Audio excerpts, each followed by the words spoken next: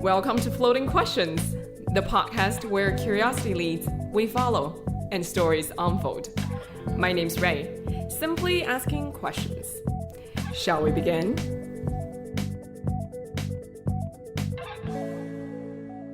Hi everyone. Today we're going to chat with Clarence Chio, co-founder of DEFCON AI Village, a community of hackers working to educate the world on the use and abuse of artificial intelligence, AI, in security and privacy. Clarence is also a co-founder of two startups, Unit 21, a no-code tooling for risk operations backed by Google, Coverbase, centering around vendor management. On top of that, Clarence is also an author of a book, Machine Learning and Security, and a lecturer at UC Berkeley with bachelor's and master's degrees from Stanford in computer science. Welcome, Clarence. Thank you very much for joining me today. Of course. Thanks for having me, Ray. Good to have a conversation. Yeah. So I first stumbled upon a YouTube video of you talking about machine duping at a DEFCON, I think, almost like from 10 years ago. So naturally, as a modern stalker, I just searched you on LinkedIn and noticed that you have two startups centered around risk management. I just cannot wait to dive into this discussion with you and in general, your life journey. Would you like to give a self-introduction, perhaps any fun story about you to complement the impressive journey that you have taken on? Thank you. Well, it's not really an impressive journey. That talk from DEFCON from 10 years ago, I was kind of doing that research for fun. And back then, it just seemed like a pure research topic because, first of all, AI was somewhat experimental. People were using it a lot as buzzwords to sell products. But in reality, there's nothing generative that was in the market like today. And there was not really a lot of seriousness put around adversarial AI and nowhere near the same level of criticality and reliance on systems built with AI like today. So that was a pure fun DEFCON talk to share with people to kind of build that fear maybe ahead of time.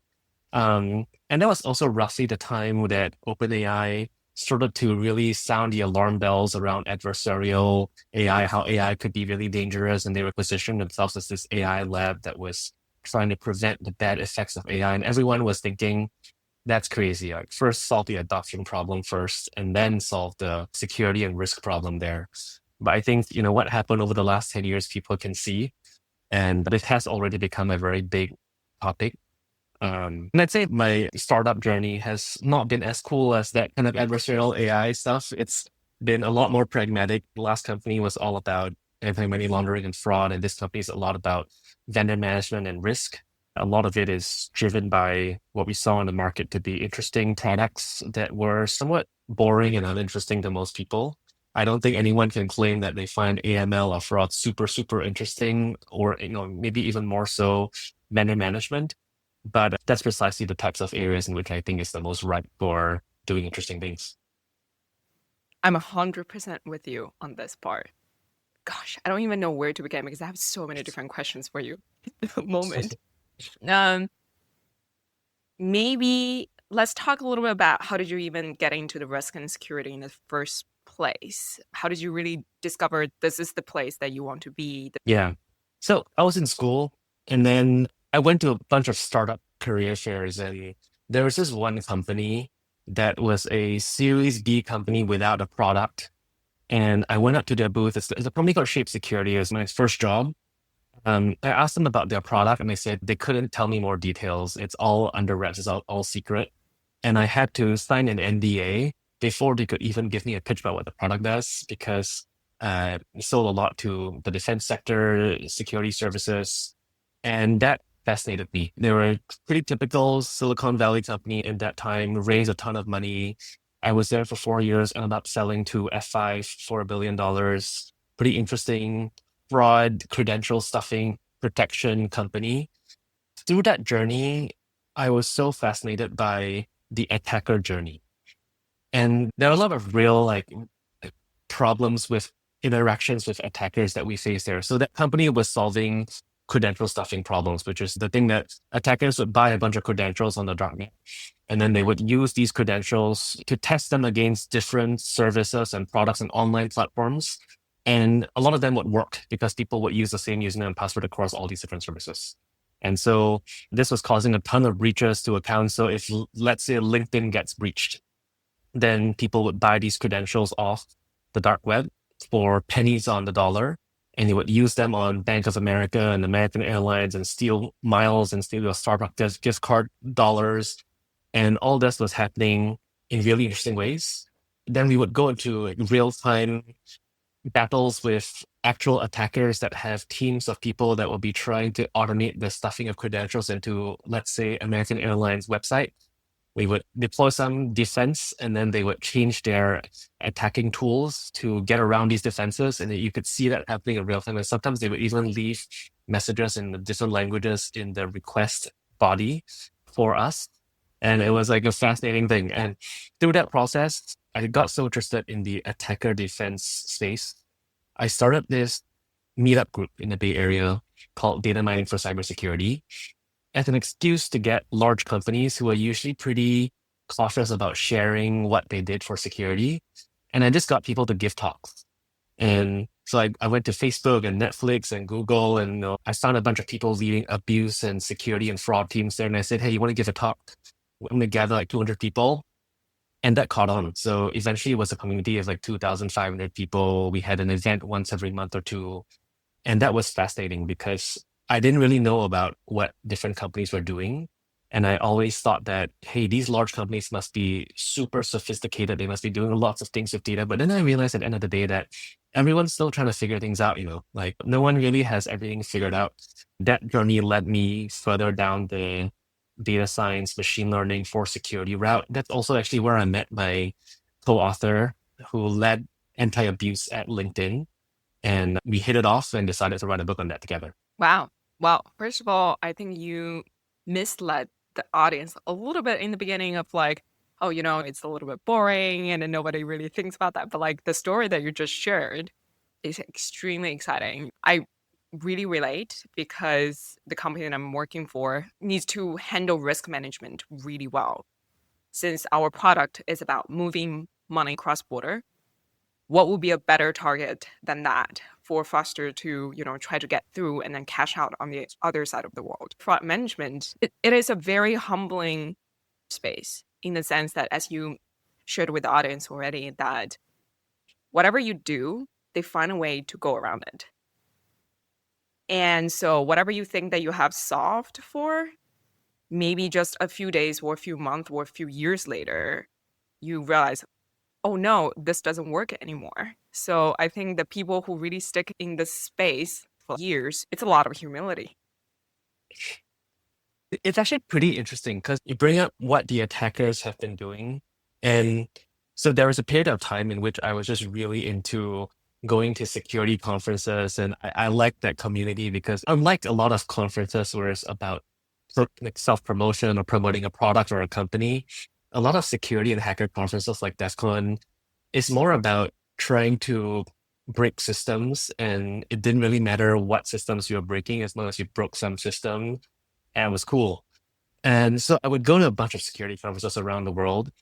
Some of the most interesting ones I went to were in Russia. And I remember going to DEFCON Russia, which is a regional iteration of DEFCON that was in this abandoned warehouse close to the Kremlin. And why it was so memorable was because I had a bunch of conversations with people there, in as difficult the conversations were because of language. But I realized that a lot of them were probably not working for the same side that we were working for. A lot of people that attend hacking conferences are on the defending side, but a lot of them are also on the attacker side because there's a huge bustling economy in breaking systems and it's super lucrative, right? You could have white hat hackers that are looking for, let's say, vulnerabilities in Chrome.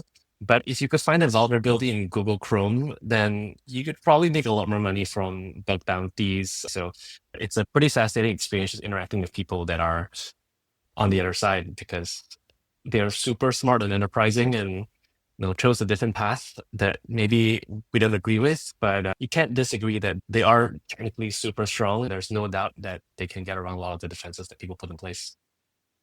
Your story reminds me of a time when I was like in South Africa and I was just like finishing this hike and I met someone who owns a cybersecurity investigation firm.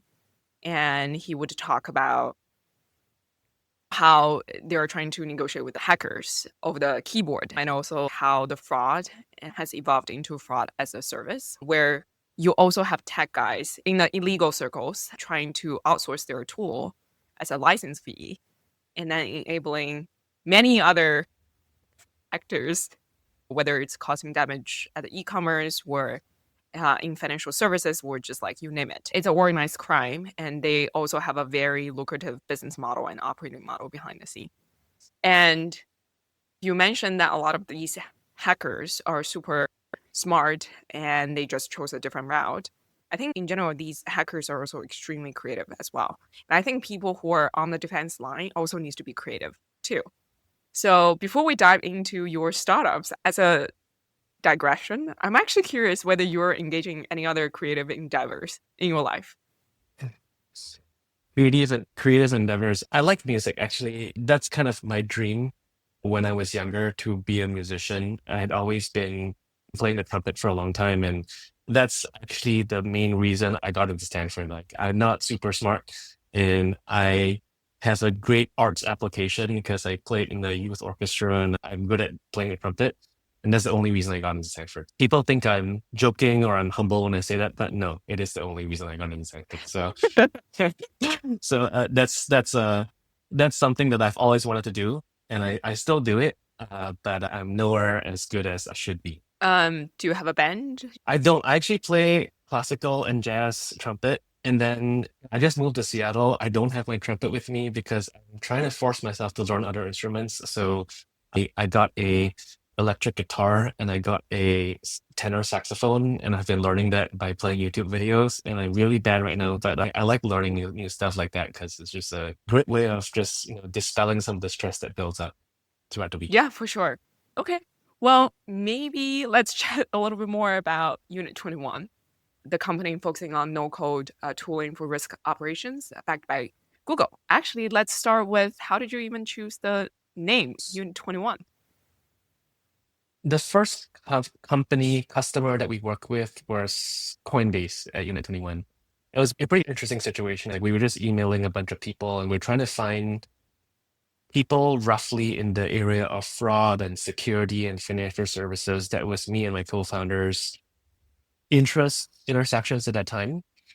And so we got in touch with this fascinating guy from Coinbase. He leads the Coinbase global investigation team. And I didn't know Coinbase had a global investigations team. I didn't know what global investigations meant in a company. But it turns out when you're a large crypto exchange, there's lots of law enforcement around the world that goes to you for information because, of course, a lot of illicit activity happens to crypto. And they have to do a bunch of investigations and respond to subpoenas, respond to grand jury inquiries about things that are associated with an address that had intersected with the platform. And that interaction and that customer experience was so impactful to us because not because of how much money they were paying for us or the kind of product feedback that they gave to us, but because the energy of everyone in that team was not really about making more money for your company or not about even like reducing fraud loss. It's all about we want to put bad people behind bars. And everyone on that team was ex law enforcement, ex military intelligence, ex CIA, ex Scotland Yard. And they were all people that have spent their whole lives building cases around bad actors. And that was so fascinating to us. Like, we thought, how cool would it be to build a company that was channeling this kind of energy? So they called themselves the unit. That's like, a police unit. And we wanted to also channel the energy. So we tried to find a domain name unit and it was really expensive. So we found a good number to put behind it. And 21 turns out to be also the Californian Penal Code for attempted but unsuccessful financial crimes. Oh, fascinating. This is Yeah. awesome.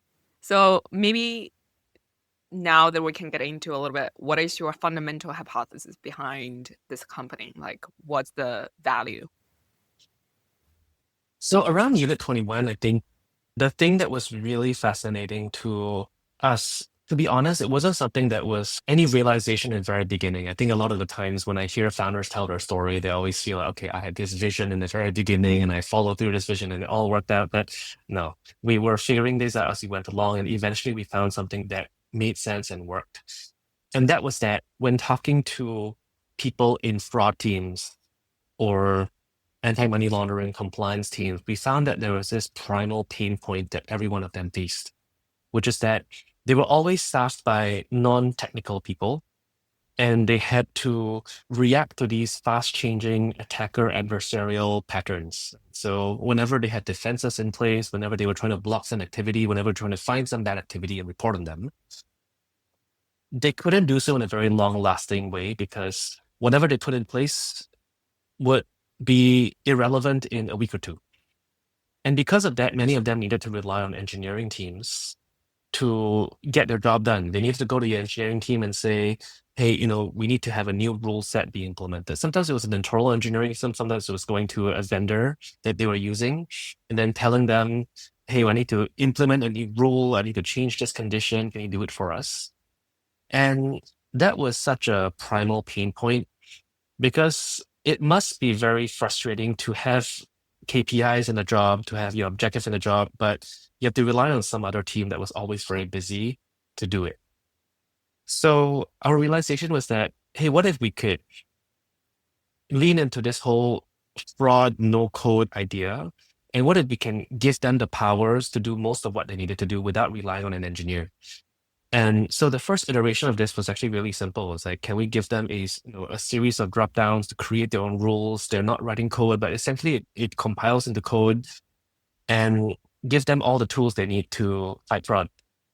And that stuck on. So we got a bunch of people that really liked it, not because of how powerful and sophisticated the fraud fighting engine was, but really because of the fact that they could do a bunch of things that they needed to rely on engineers to do. And it's a lot of the time not really just about the algorithms and the findings, but also a lot about the deployment and the control and the testing of these rules, which it's its own can of worms too. So yeah, that's what the thesis of Unit 21 is around. And the idea has been taken further since then and still being taken far by the teams to today. If I unpack the product a little bit, so you almost have to integrate with a company's database so that the data can flow into Unit 21 product so that you can potentially engineer a feature being a risk signal of like, oh, what if a user created 10 transactions within 1 minute? That's not normal. Let's say number of transactions per minute. And then you pipe that into a rule, which is a condition of like, if account create more than X transactions in a given day, then we would want to review this account. So what you are providing is this end-to-end integration. Yeah, that's right. The whole idea around fighting fraud is that the ability to be agile in deploying defenses is more than half the battle. What really mattered was giving people at the edge, people that are on the front lines fighting fraud and responding to these events, all the tools they need to react. And you didn't really need to have super sophisticated defenses because attackers would go after the lowest hanging fruit. And if you made this a little bit difficult for them and eat into their economies of scale, then they would essentially go elsewhere. And so that's the thesis around it. Interesting. And what about the risk signal engineering portion of it? Like, is that something you are given the capability to the customers to write the risk signals themselves right away, even if such risk signal wasn't computed before? Yeah, the risk signals are pretty interesting because in order to give more dimensionality to the problem of fraud fighting, you needed to have a lot more ways to express how to capture activity. I had an ex-colleague at Chief Security that described this problem as you're basically trying to balance between diversity of signal and stability of signal. So if you could accurately characterize one, let's say, web request made to a server and try to characterizes web requests and tie it to a single person's identity. Traditionally, maybe 10 years ago, you would think about this as the canonical Google ad fraud detection model, which is let's look at the HTTP header orders and would try to understand if it was the same person or the same browser making the request, because different specific versions of Safari or Firefox or Chrome or WebKit would have a specific order of headers that the HTTP request was made in. And if it deviates a little bit or it doesn't match the user agent that was the request had, then you knew that maybe they were impersonating a browser using some type of tool or making a curl request trying to fake their identity. Then you would get more and more deep in this area, right? You even go down like fingerprinting the GPUs of the server because every computer was made with a different manufacturing defect. And you had different types of things like HSTS cookies that bordered on privacy problems. But at the end of the day, it's all about how rich signals can you get to try to understand who's on the other side of the screen, and if the person on the other side of the screen is actually making a legitimate request or not. So you can group up the behavior in a stable way and it wouldn't change from request to request, even if it's the same person. And I imagine maybe part of the challenging journey is that you inherently needs to observe a lot of data across the company so that you can actually have that data at hand and engineer the signals. Was that part of the challenging portion, where there are other parts that are actually harder to, wrestle with? That was definitely a challenge. I think the other challenge, especially in the last 5, 8 years, is how to balance this with privacy and access. Because, getting more signals from the browser, from web requests, from transactions, secretly also means encroaching a little bit on user privacy and how much data you're collecting about every single person's activity on the web. And I think this is a very natural conflict point. Like, how much do we sacrifice for security, safety, and privacy? So that was interesting as well, because there are some very effective fraud signals that browsers would just block, because you could effectively track this, and something that could be an effective fraud signal to identify a person would be instantly used by the real-time ad marketing agencies to serve ads. And that's not something that most people want. I wonder, have you thought about working with regulators to talk about the specific use case in, security and risk management space and separate that out of the marketing effort? Or there's no really way to really separate those two? That could be interesting. I think, like a lot of compliance regulatory companies, we tried to go to regulators, and usually, I think technically a little bit hard for them to draw the distinction. But also, practically, the thing that we're fighting against is not necessarily just regulation and the law, but also around consumer perception of the importance of privacy. And more over the years, people are starting to value this as a first party importance, such that the mainstream browsers blocked persistent cookies, a few years ago, and that's essentially killed a bunch of technology around this area. I'm not saying this is a bad thing. I'm just saying that it just means that it's something that, people fighting fraud, people fighting security issues have to work around.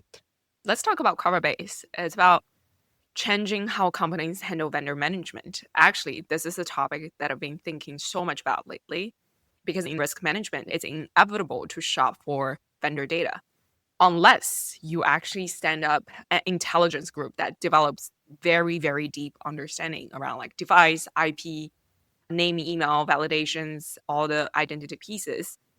And the difficulties I find is that there's no single vendor that will realistically excel in every dimension of the data all the time. So how do you integrate with a vendor and easily test their efficacy, switch if needed, and also onboard a new vendor with backward data compatibility if you choose to move on, becomes critical to think through as part of the strategy. And I think vendor management is also rooted in management philosophy too. Last episode, I was talking to Ashish, who built the ML system for Revolut. And because Revolut has this philosophy of the effectiveness of risk management is only as strong as the weakest point in the entire chain.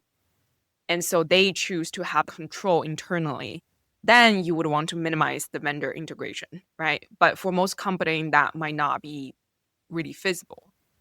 I cannot wait to hear a little bit more about what you think about vendor management.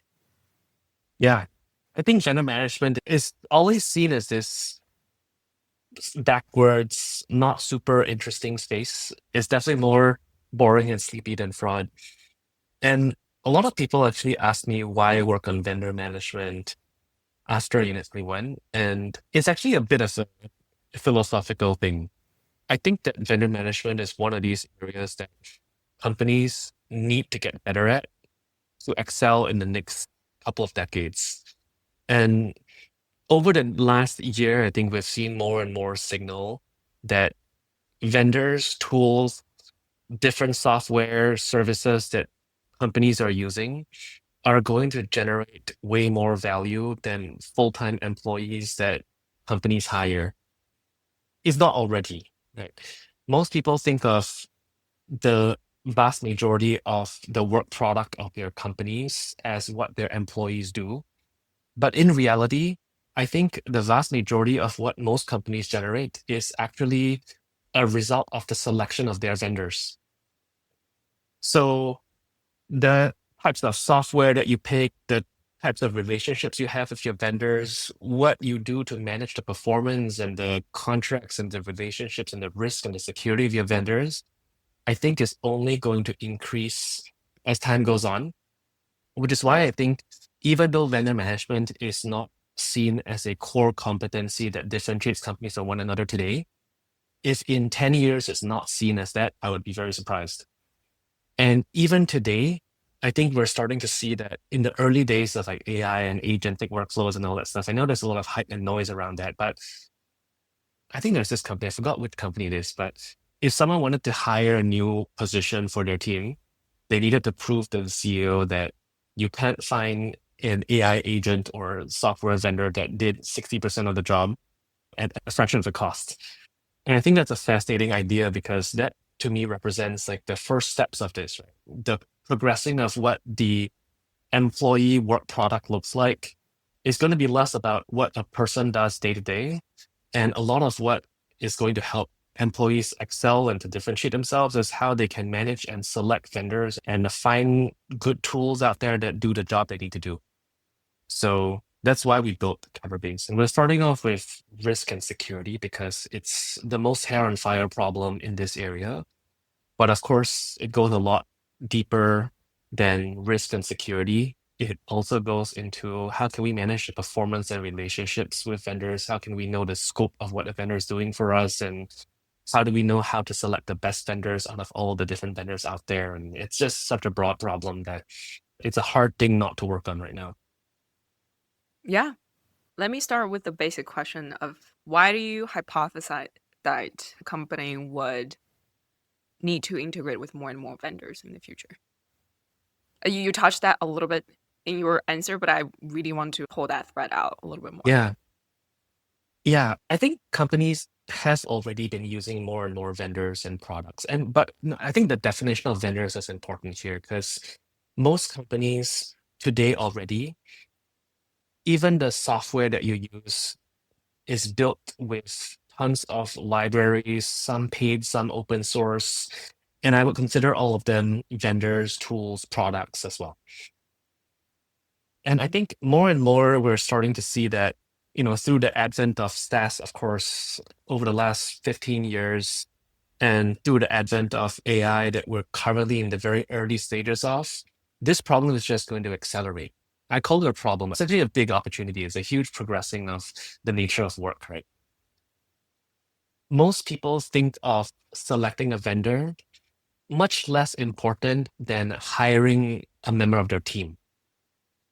And actually, the effects are at least the same frequently, if not more important, because if you pick a great vendor, it could cripple your team's productivity and work output. If you pick a bad vendor, like it could grind everything to a halt. And so it's a big multiplier into what it does for just productivity alone. And of course, it's not just productivity, it's also security and risks, compliance. And the fact that more and more tools are becoming more and more sophisticated. for example, model as a product and being used to support fraud detection, right? Companies like SIFT or Strut Radar. Well, first of all, talent concentration is important. And there will be a pretty big shortage in the literacy in managing these very complex things and then build very complex tools to support that type of use case. So it just makes sense that if you can get a group of people who can really think this problem through very well, for example, how do you really build a fraud management tool, right? It requires experience, it requires complex thinking. Then there's a small group of people obsessing over the problem will do this really well. And then if you try to start an internal group, you're going to have to justify either strategically or economic value wise why you would do better than a product that has like decades of experience behind it. So that's my interpretation for what you have been talking about. Yeah, that's exactly right. I think the skill sets of an operational person or even someone on the front lines of fraud, I think have to change, right? Because there's a bunch of tools that can help roles like that do a lot more. One of the earliest customers that we work with, there used to be different roles for risk operations and risk strategy and risk data engineer, but now it's one role. And because the tool sets have made it easier for people to approach this without maybe formal engineering education and things like that. So I think this is a great thing because it increases the productivity and the revenue per employee and for the world, I think. Yeah. Maybe let me take this to a very far extreme. And supposedly, a lot of things that you want to do internally has an abstraction layer built as a product by a different company, right? In that world, are we basically just like picking and choosing building block and then trying to output something as a company? Yeah. Yeah. I said that's a lot of how things already are. There's been so much specialization and unbundling of different things that a company does that it looks so different from the type of work that starting a company looks like 15 years ago, right? I think from month two in starting a company, we already were using like 30 vendors because there was one for payroll, there was like note taking, there was like three different conferencing. There's all these different things that are essentially building the back office function. And even if you're building a product, right? And that's the reason why people can build so quickly today. That's the reason why product differentiation is less of a company differentiation today, because the cost of building products to a functional level has gone down so much because there's so much unbundling of services and specialization that runs so well that it no longer makes sense to build something from scratch if a good option that does 70-80% of what you needed to do exists. I think this is a pattern that I don't see reversing anytime soon. And eventually, a custom, fully bespoke software built might be a premium, just like having artisanal things you buy off Etsy. It might be that kind of world. I'm sure a lot of young startups are using Copilot, V0, a bunch of code tools. And this allows us to move a lot faster. So it may not be as simple and straightforward as bundling a bunch of tools together to produce a company or a product, but it may be that you're using a bunch of tools that give you the powers to be creative. That's why this AI agent stuff, this whole wave is so interesting to me. It fundamentally changes the meaning of work. Yeah, first of all, I really like how you summarized everything. I really like the angle that you were looking at this because if you're a software engineer or if you're someone who has written some code before, one of the most important things is like making the code base very modular so that you can easily attach or detach or something without impacting the rest of the stack. Sounds like we're heading into a future where we're basically modularizing labor forces and knowledge in a way that will increase the overall system efficiency. If we're talking about overall system, meaning like an entire society where specialization of knowledge is just baked into a product and we're just calling each other's API. It's making the Lego pieces a lot more refined and easy to use. And then collectively, you can build even a grander product on the global scale and pushing the human society into a different level. So it's actually really interesting to think about. Yeah, I think there could be a future. I tend to have this idea that, hey, things are just going to be unified and the most efficient thing is going to happen. In reality, there's always this ugly long tail of things that persist. There may be that companies will start interacting with one another and using each other's services purely by API, but there might still be a lot of complex and old school relationships that last for decades, centuries. So it's an interesting world we're going into. On top of that, like you and I, we have spent a lot of time in the US and at the edge of observing a lot of technology improvement. The truth is, the rest of the world, so many places are barely caught up. Yeah. Yeah. It's pretty interesting the way that technology advancements propagate throughout the world, right? How technology has leapfrogged in ways because the distribution channels are so effective or because the technology usability becomes so accessible.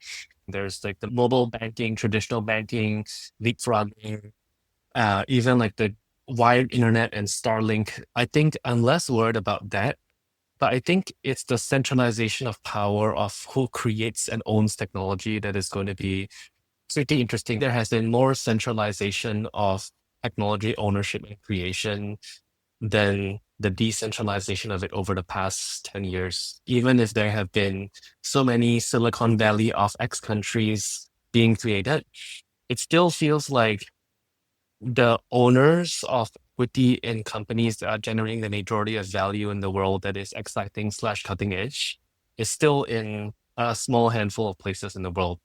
And that I think is kind of a worrying concept because it's always tough to see how this creates a more equal distribution of wealth or a more fair place. I don't know the answer to this, but I agree with you that it's interesting. Yeah, I think not just about concentration of technology, but concentration of data, right? Like OpenAI probably Mm. sits on a massive amount of like data and then just keep getting more and more because people from all over the world interact with it. So you Mm. have this input that basically just keep compounding the product value with people all around the world, and they're charging everyone around the world. But the data that we put in there is what makes the product more and more valuable. How do we think about data equity, meaning getting money or incentives from giving your data away or even just interacting with something so that they understand your behavior a little bit more? I think that would be a very interesting to think. Yeah, that's so true, right? Because all of these, as you look at all these AI powerhouses, maybe before the age of the open AIs, these companies have all provided such viral value that was independent of data in the beginning, but put themselves in the position of being at the choke point of collecting all this data. Like all the Googles and Facebooks and that class of companies over the past couple of decades, their real value was created when they became the choke points of data. And with AI companies coming up today, models are never going to be the differentiation. If anything, it's becoming so commoditized today. You want to be the choke point of data because that's where the value is going to be accumulating. But yeah, it's fascinating and a worrying problem. Don't know how to solve it. Yeah. Well, we're not going to solve the world problem today, so maybe let's switch the gear and talk a little bit about your journey as a founder entrepreneur. You mentioned that you transitioned from Unit 21 to this new startup cover base. You showed up in a different podcast before, and I listened to a conversation there. And you mentioned letting go of control and trusting your team to be able to steer the direction themselves. I'm curious about how did you even get to that point? Like, what are the tipping points or the combination of things that make you say, you know what, it's time for me to let go of control? Like, I'm causing more problem in the room than if I'm out of there. Yeah. This is, I think, one of the difficult learnings that most founders, and maybe not even founders, I think like managers in general face problems like this, right? Where maybe you're coming up from a individual contributor position, good at your job, know how to do the job, and then you're hiring someone to do it, and then you're seeing that, man, that's not how I would do it. And the first instinct is to say, no, no, let me go do it instead. Or maybe let me tell them how I would do it instead. And I feel like that was how my thinking was, because most people that take pride in their work would want to own that, and they would want to see everything that their team is doing perceived to be as high quality in their minds as what they would do. But over time, I started to realize that is both not scalable and also not correct. The not correct part is probably the more important thing to focus here. Because someone is not doing the thing in the way that you would do it doesn't mean that it's not correct. And observing and letting go of that very natural ego that most people have in the pride of their work probably is the toughest thing. I'm still learning. I still feel like there's times in which you see something being done and you're like, man, I would do it so differently. But on the other hand, having someone make mistakes and learn is probably a much more sustainable and effective lesson than having them stepping in to take over. So Right. It's all about ego, isn't it? yeah, at the end of the day, it seems like it's all about ego and pride and all that stuff. All the Freudian concepts that seem to persist throughout centuries. Yeah, at least for me, I have to actively manage my ego. I wonder, how do you detect your own ego showing up and how do you work with it? Yeah, I don't know. I wouldn't say I'm the best at it, but I think having the self-awareness that you just mentioned is the first and maybe most important step, right? That ego plays a part in decisions that you make. And I think a lot of people don't think like that. A lot of people are not thinking that ego is going to affect the rest of my decisions, and I'm going to have to identify it and at least know when ego is playing a part of this, even if I'm not going to change my actions.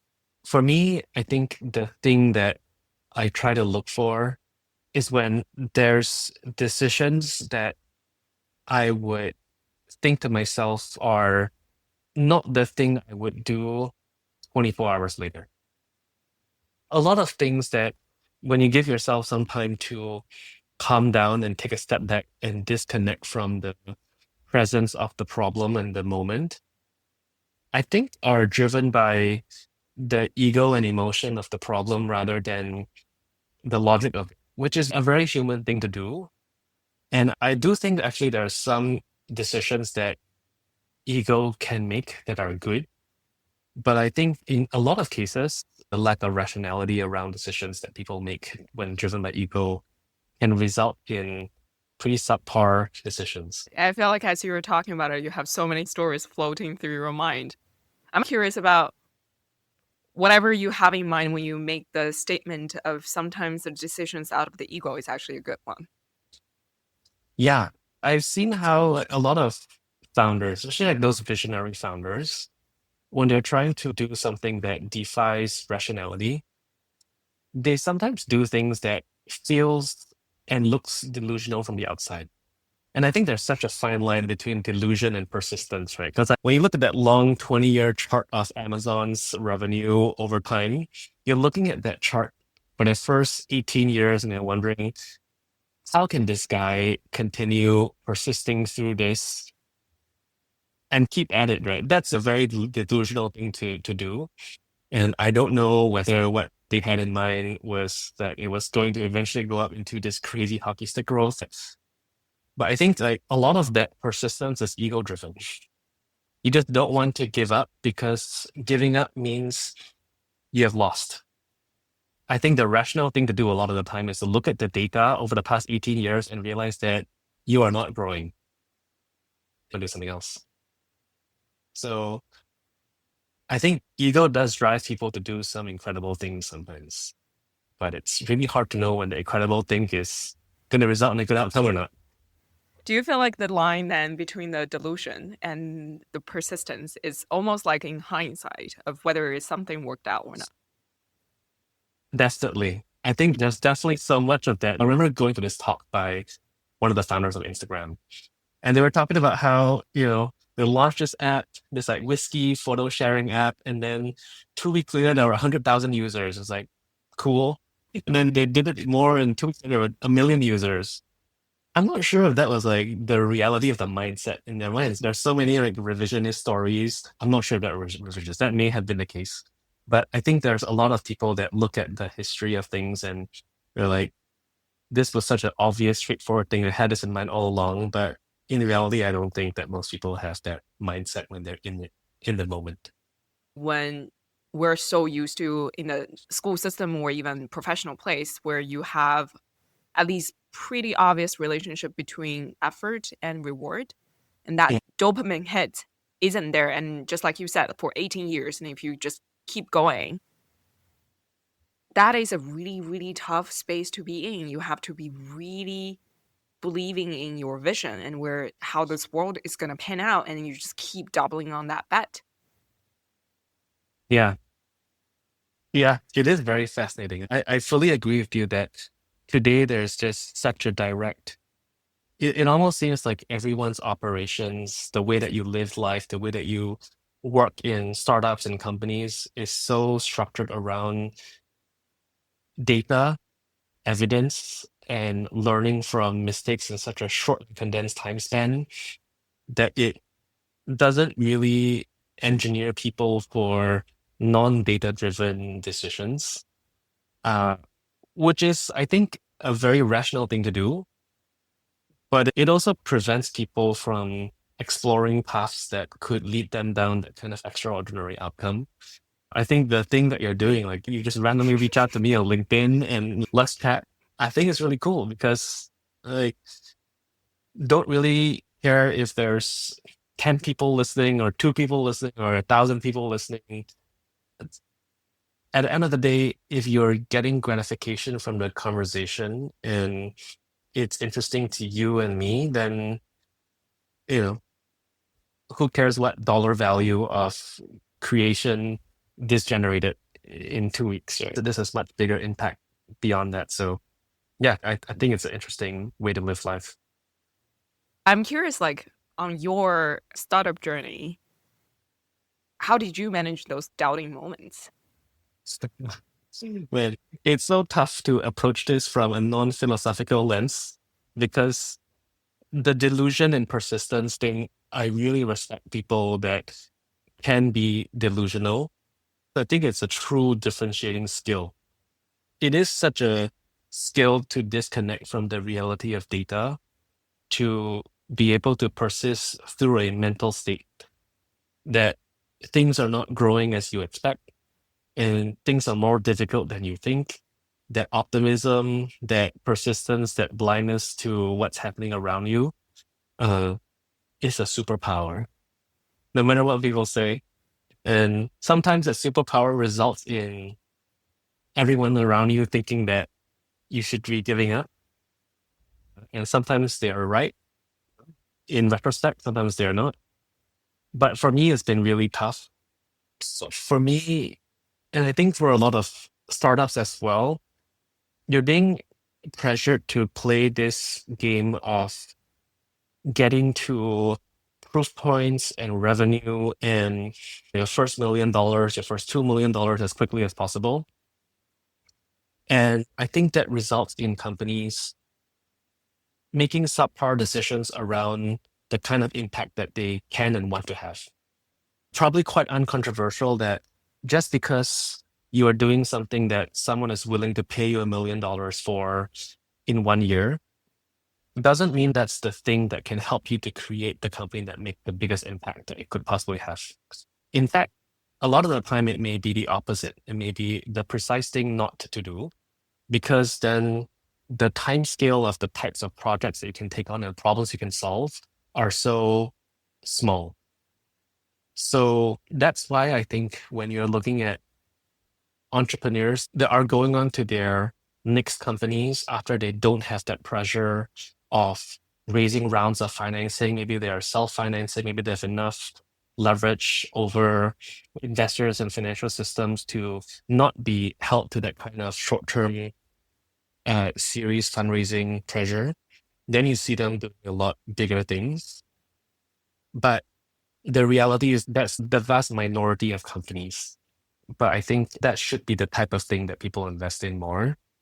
I just don't know how that can be a reality given the state of the world we're in right now.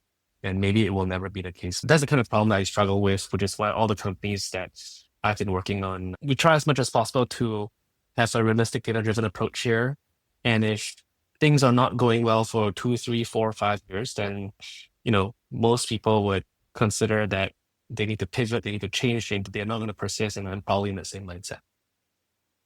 I think maybe statistically speaking, I mean, I have no data to back this up, but that's probably the right thing to do. It's beautiful to hear about like defying that rationality and then you score a huge win down the road, but maybe actually for most people, it's best for you to stop. The story that I have in mind is about Slack. Mm, Actually, they started with a video game company. The founder really wanted to do a video game company, and it was just miserable, and the user engagement level is just not picking up. And so he had a kill criteria.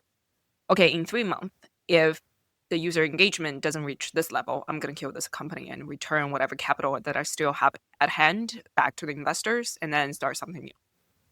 And he did. And then he pivoted into this internal communication tool that become Slack today.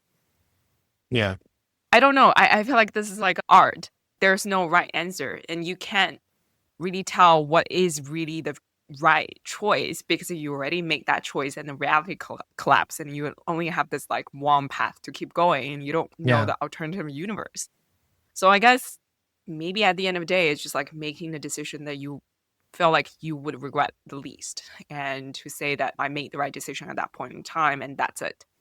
Yeah. Maybe that is the more sane way to think about it, right?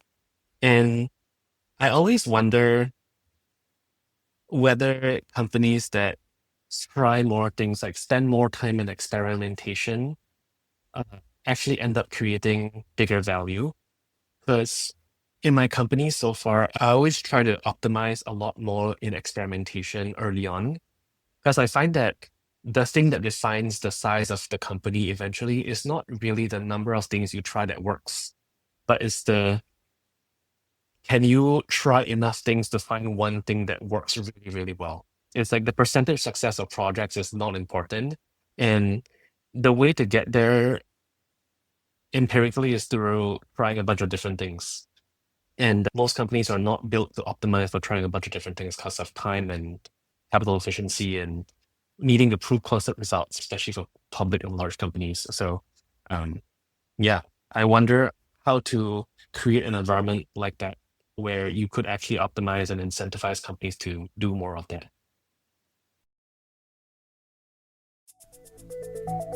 This could be the last episode of Floating Questions, or it may not be. Either way, I hope you enjoyed flowing along with us today. If you liked our journey, please consider subscribing. Thank you for listening, and may the questions always be with you.